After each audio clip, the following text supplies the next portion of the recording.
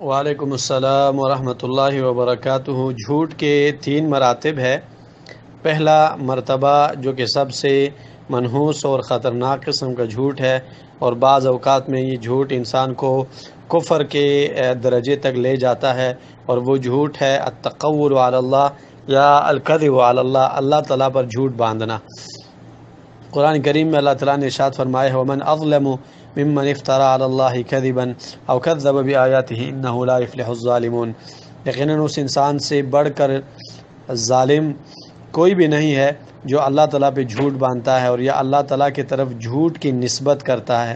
اور جیسے کہ میں نے کہا کہ بس بعض اوقات میں یہ جھوٹ انسان کو کفر کے مرتبے تک لے جاتا ہے، اور اس کی مثال نصارہ کا جھوٹ ہے۔ جیسے کہ قرآن کریم میں اللہ تعالیٰ نے نصارہ اور عیسائیوں کرسچن کے عقیدے کے بارے میں فرمایا ہے کہ وقالت الیہود عزیر ابن اللہ وقالت النصارى المسیح ابن اللہ ذلك قولهم بافواہہم یضاہئون قول الذین کفروا من قبل قاتلهم اللہ انا یؤفکون، کہ یہودیوں نے کہا کہ عزیر اللہ کا بیٹا ہے اور عیسائیوں نے کہا کہ عیسیٰ اللہ کا بیٹا ہے۔ اب یہ یہود اور نصارہ نے اللہ تعالیٰ پہ جھوٹ باندھا ہے، لیکن یہ جھوٹ کفر کے درجے میں ہے۔ اسی طرح مشرکین کے ہاں عقیدہ تھا کہ مشرکین کہا کرتے تھے کہ الملائکۃ بنات اللہ، ملائک اللہ تعالیٰ کی بیٹیاں ہیں۔ قرآن کریم میں اللہ رب العالمین نے مشرکین پر رد کرتے ہوئے فرمایا ہے کہ یہ اتنے ظالم قسم کے لوگ ہیں کہ اللہ تعالیٰ کی طرف کمزور چیز کی نسبت کرتے ہیں، حالانکہ اگر ان انسانوں میں سے اکثر لوگ ایسے ہیں، اگر ان کو بیٹی کی مبارکی دی جائے کہ آپ کے گھر بیٹی ہوئی ہے تو اس بات پر بہت ہی غصہ ہو جاتے ہیں۔ تو یہ بھی جھوٹ کفر کے درجے میں ہے۔ دوسرے نمبر پر جھوٹ جو ہے وہ گناہ کبیرہ ہے۔ رسول اللہ صلی اللہ علیہ وسلم پر جان بوجھ کر جھوٹ باندھنا، بعض علماء نے کہا ہے کہ یہ کفر ہے، بعض علماء نے کہا ہے کہ یہ گناہ کبیرہ ہے۔ حدیث میں ہے رسول اللہ صلی اللہ علیہ وسلم نے ارشاد فرمایا ہے من کذب علی متعمدا فلیتبوأ مقعدہ من النار، جس انسان نے جان بوجھ کر مجھ پر جھوٹ باندھا فلیتبوأ مقعدہ من النار، یقیناً اس انسان نے اپنے لیے جہنم میں جگہ تلاش کر لی۔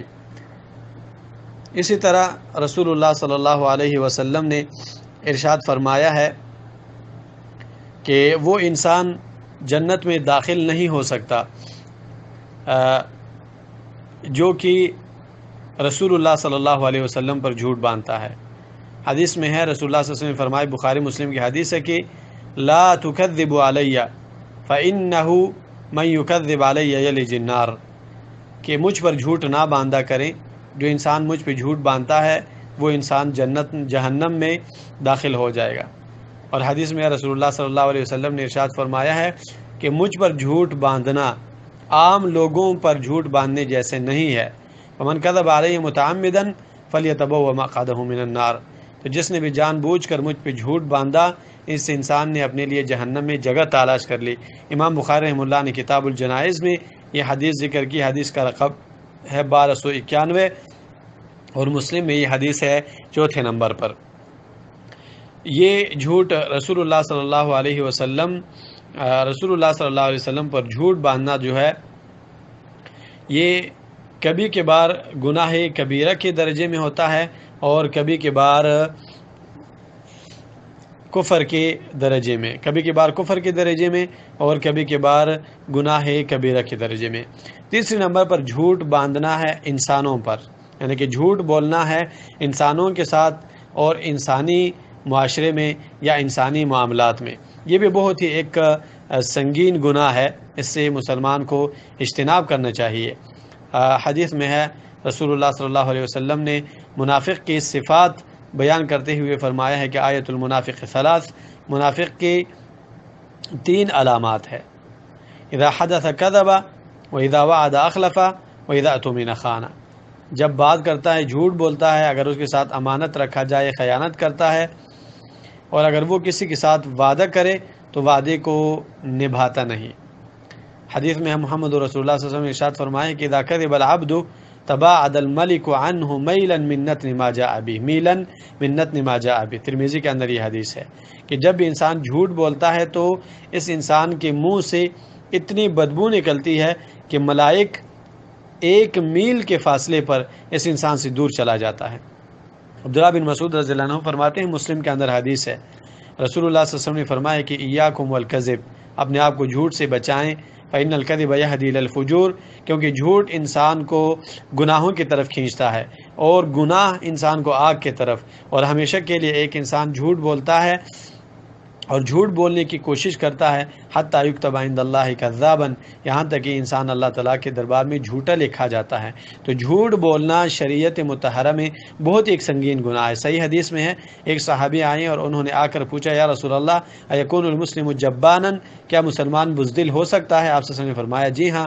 کہا ایکون المسلم زانیا، اللہ کے رسول مسلمان زناکار ہو سکتا ہے؟ آپ صلی اللہ علیہ وسلم نے فرمایا جی ہاں۔